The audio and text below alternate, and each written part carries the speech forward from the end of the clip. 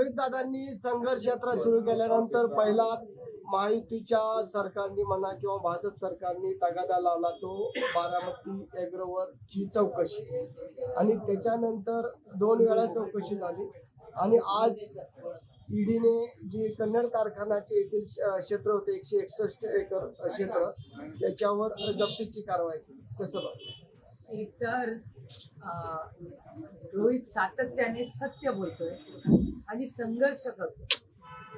जो संघर्ष सत्तेच्या विरोधात करतो त्याला 2च मार्ग असतात, भारतीय जनता पक्षात प्रवेश करणे नाहीतर त्यांना त्रास देणे.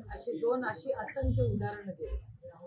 आपण मागच्याच आठवड्यात त्या तापस रॉयचं पाहिलं असेल वेस्ट बेंगॉलमध्ये, त्यांच्यावर आरोप केला आणि आता ते भारतीय जनता पक्षात. आणि हे तर राज्यातली देशातली उदाहरणं.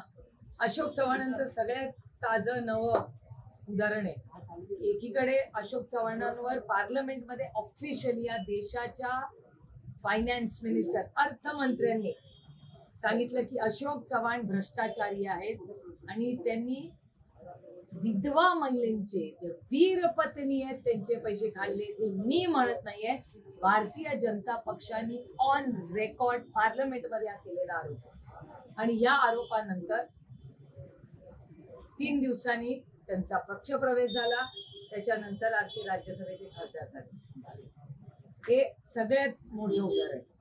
रोहितच्या केसमध्ये काही गोष्टी तुम्हाला माहिती असल्या पाहिजेत. एक तर त्याची संघर्ष यात्रा अतिशय यशस्वी झाली. त्यानंतर जेव्हा जेव्हा ईडीने त्याला बोलवलेलं आहे तेव्हा रोहित अतिशय जबाबदारीने विनम्रपणे सगळी कागदपत्र घेऊन ईडीला गेलेला आहे. 12 तास चौकशी झाली आहे.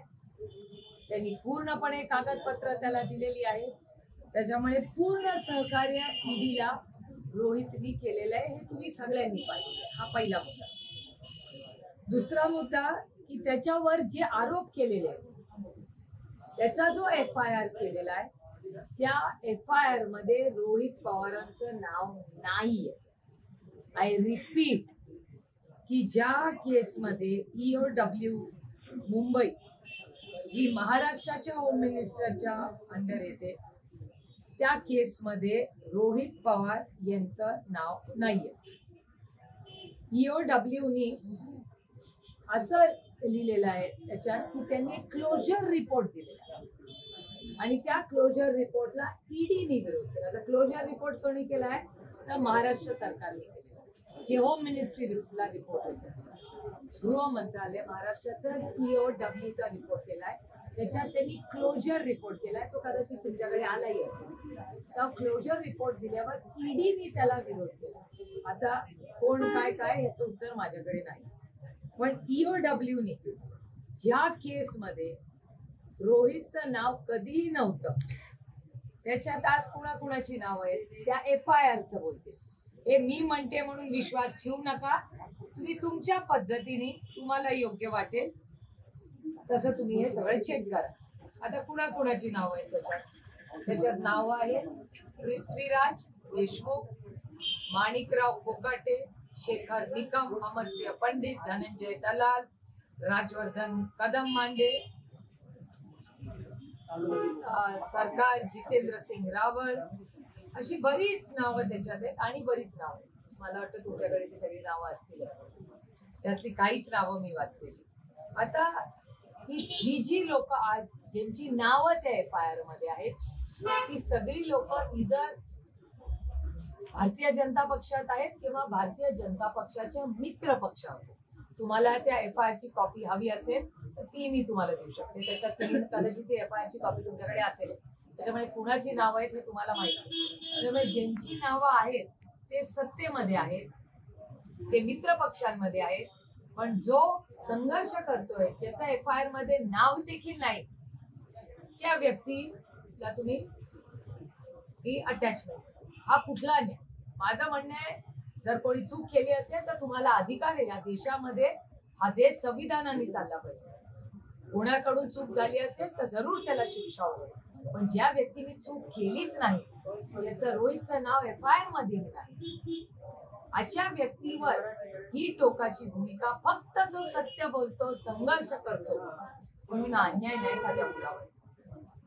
आणि सगळ्यात महत्वाची गोष्ट, त्याची यात्रा आदरणीय पवार साहेबांकडून ज्या चुकीच्या पद्धतीने पक्ष काढून घेतलं, चिन्ह काढून घेतलं, आज आम्ही नवीन पक्ष आणि तुतारी घेऊन परत सर्वसामान्य मायबाप जनतेसाठी लढतोय. ते सगळीकडे तुतारीवाला माणूस पोचतोय म्हणून का हा अन्याय किंवा यंत्रणेचा गैरवापर रोहितवर होतोय का, अशी समाजात दपदपी चर्चा आणि पत्रकारांकडून मला ऐकायला मिळाली. त्याच्यामुळे दुर्दैवी आहे की सत्तेचा गैरवापर, ज्याला अनेक वेळा मी आईस म्हणतो, इन्कम टॅक्स, सीबीआय आणि ईडी, याची दडपशाही या देशात वाढत चालली आहे आणि हे दुर्दैव आहे.